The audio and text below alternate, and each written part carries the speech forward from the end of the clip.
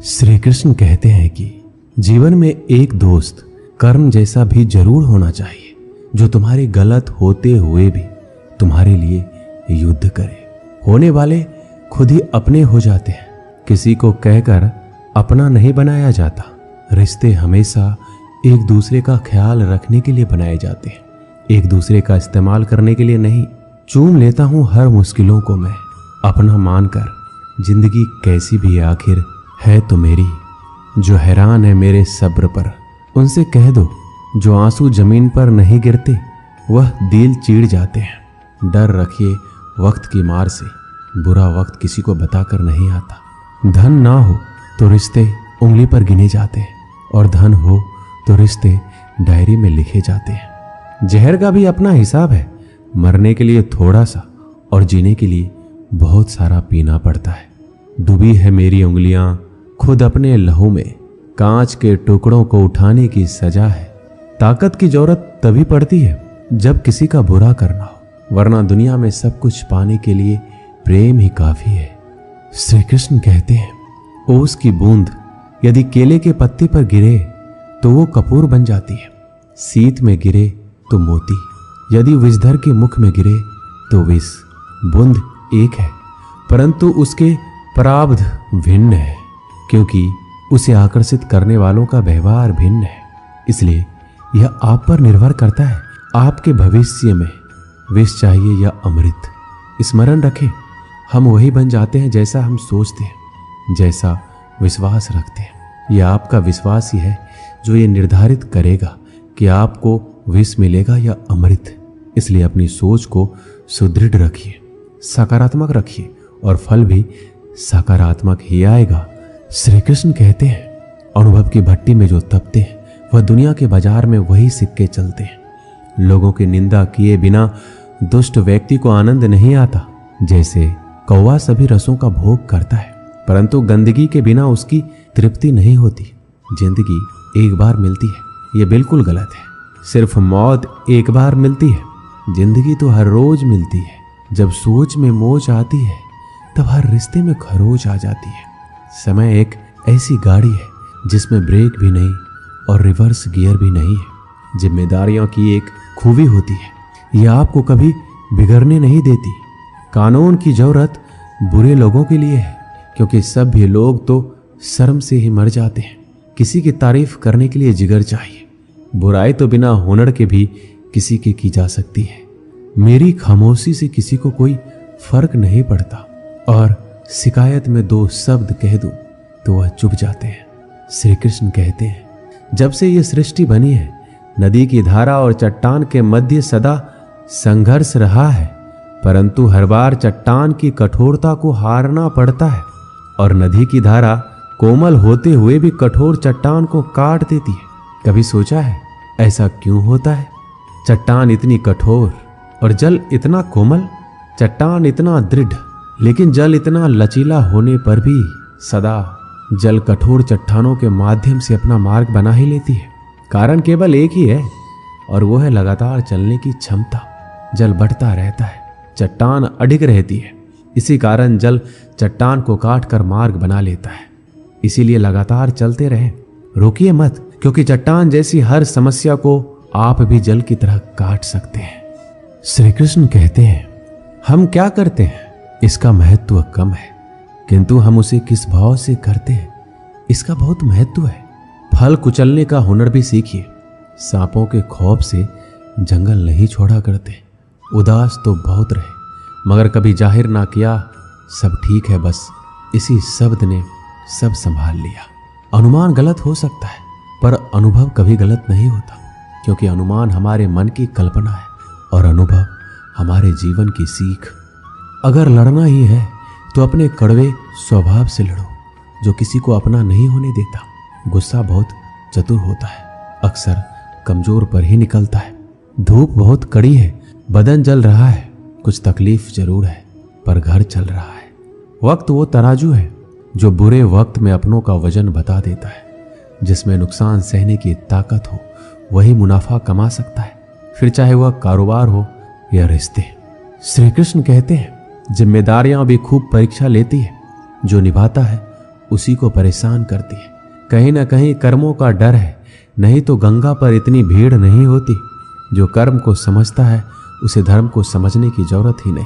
पाप शरीर नहीं करता, विचार करते हैं, और गंगा विचारों को नहीं, सिर्फ शरीर को धोती है। शब्द का महत्व तो बोलने के भाव से पता चल जाता है, वरना वेलकम तो दरवाजे के गेट पर भी लिखा होता है।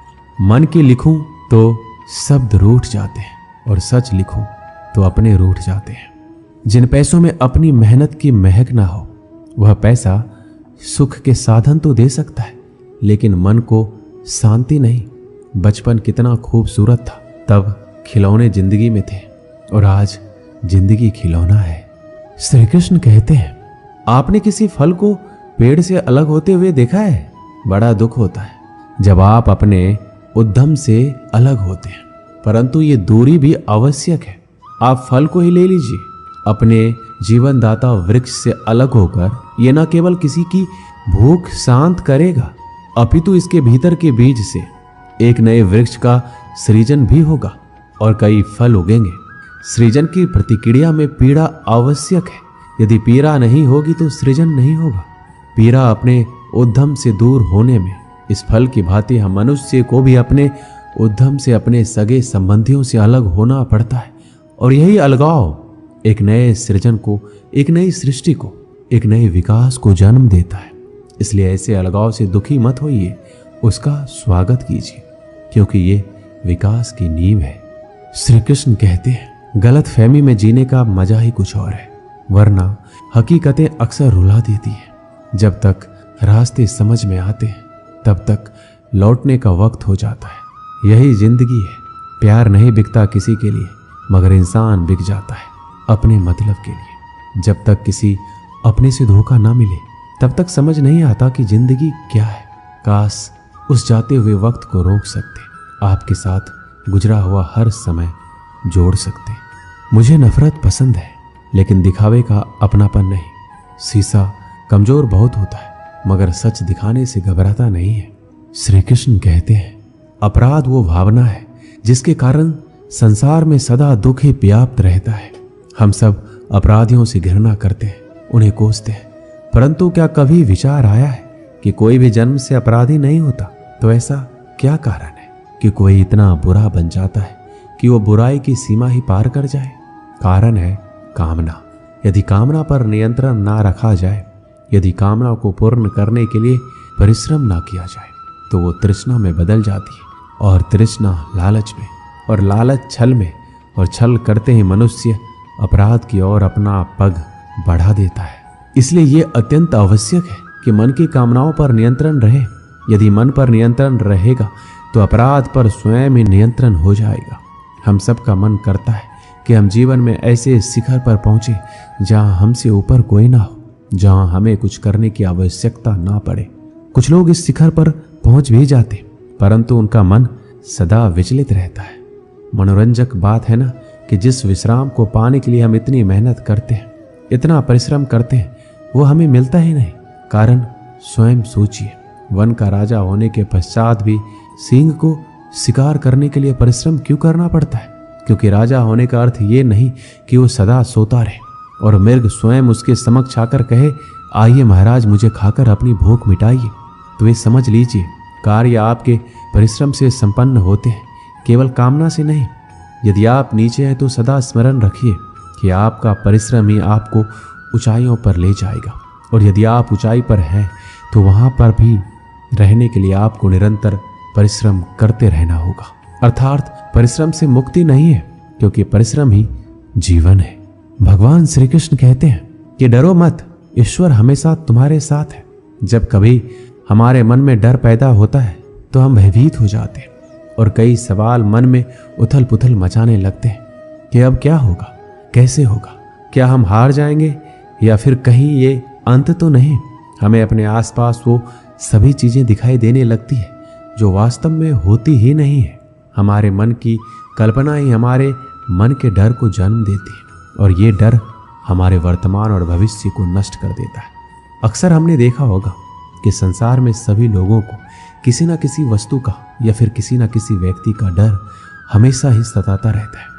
और जो सबसे बड़ा डर मनुष्य के मन में घर कर लेता है वो होता है मृत्यु का डर, जो हर एक व्यक्ति को आजीवन परेशान किए रखता है।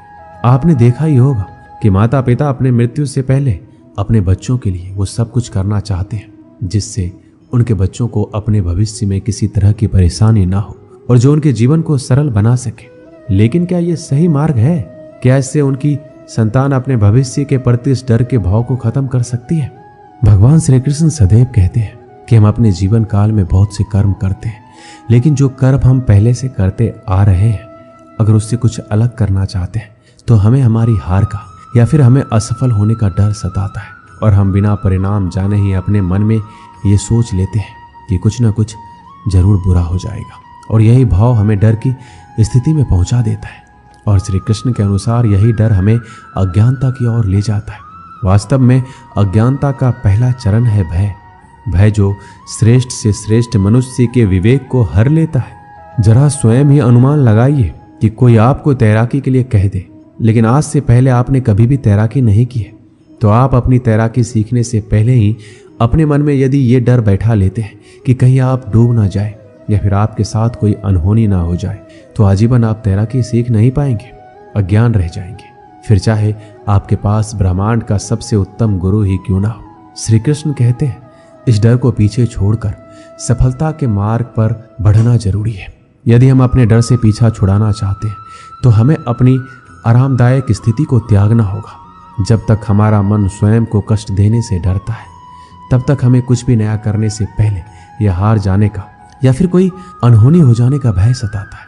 इसलिए यदि हम डर को जीतना चाहते हैं तो हमें डर का सामना खुद ही करना होगा और अपने हृदय को कठोर बनाना होगा। तब जाकर हम इस डर की परिस्थिति से बाहर आ जाएंगे। श्री कृष्ण कहते हैं अगर हमें अपने डर पर विजय प्राप्त करनी है तो हम परिणाम की चिंता नहीं करते हैं। कर्म करते जाओ, फल की चिंता मत करो। समय आने पर फल आपको अपने आप ही मिल जाएगा। और यदि हम फल की चिंता किए बिना स्वतंत्र रूप से कर्म करते हैं तो निश्चित ही परिणाम में स्वादिष्ट फल चखने के लिए मिलते हैं। इसी स्थिति को यदि आप कलयुग के अनुसार देखेंगे तो श्री कृष्ण स्वयं कहते हैं कि कोई भी परिस्थिति हो, कैसी भी हालात हो, वो सदैव जीव आत्मा के साथ रहते हैं और अपना कर्म करते जाओ और भयभीत होने की कोई भी आशंका मत छोड़ो, क्योंकि वो सदैव अपनी संतान के साथ में है। फिर आप कैसी भी मुश्किल परिस्थिति में हैं, चाहे कितनी भी दुर्गम हालात हो, चाहे ब्रह्मांड में हो, दुनिया में हो, कोई आपका साथ दे या ना दे, लेकिन ईश्वर सदैव आपके साथ रहेगा। एक गांव में एक किसान रहता था। उस गांव के बाहर एक छोटा सा खेत था। एक बार फसल बोने के कुछ दिनों बाद उसके खेत में चिड़िया ने घोंसला बना लिया।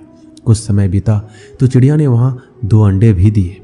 उन 2 अंडों में से 2 छोटे छोटे बच्चे निकल आए। वो बड़े मजे से उस खेत में अपना जीवन गुजारने लगे। कुछ महीनों के बाद फसल कटाई का समय आ गया। गांव के सभी किसान अपने खेतों की फसल की कटाई में लग गए। अब चिड़िया और उसके बच्चों को वह खेत छोड़कर नए स्थान पर जाने का समय आ गया था।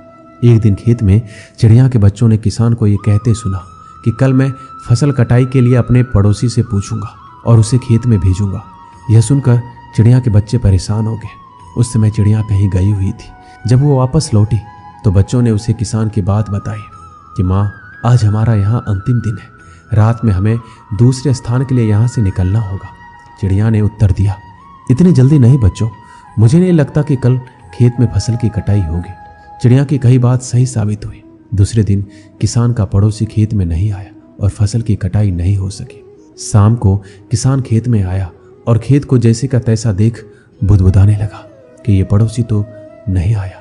ऐसा करता हूँ, कल अपने किसी रिश्तेदार को भेज देता हूँ। चिड़िया के बच्चों ने फिर किसान की बात सुनी और परेशान हो गए। जब चिड़िया को उन्होंने ये बात बताई तो वह बोली, तुम लोग चिंता मत करो, आज रात हमें जाने की जरूरत नहीं है। मुझे नहीं लगता कि किसान का रिश्तेदार आएगा। ठीक ऐसा ही हुआ और किसान का रिश्तेदार अगले दिन खेत नहीं पहुंचा। चिड़िया के बच्चे हैरान थे कि उनकी माँ की हर बात सही हो रही है। अगली शाम किसान जब खेत आया तो खेत की वही स्थिति देखकर बुदबुदाने लगा कि ये लोग तो कहने के बाद भी कटाई के लिए आते नहीं।